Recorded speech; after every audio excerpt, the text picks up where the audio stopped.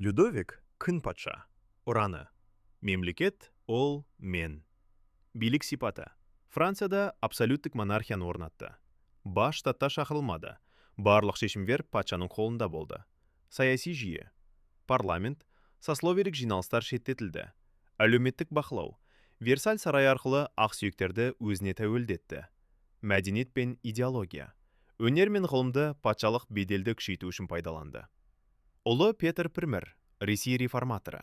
Ураны. Ұлы, мәртебелі. Жеке билік ететін монарх дүниеде ешкімнің алдында есеп бермейді. Билік сипаты.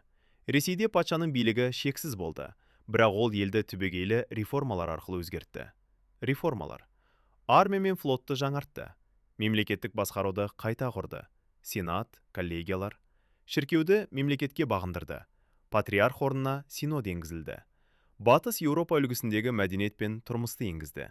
Ресей халықаралық аренада қуатты империяға айналды. Францияда абсолютизмнің классикалық үлгісі қалыптасты. Ресей қуатты империяға айналды. Қоғам жаңарды.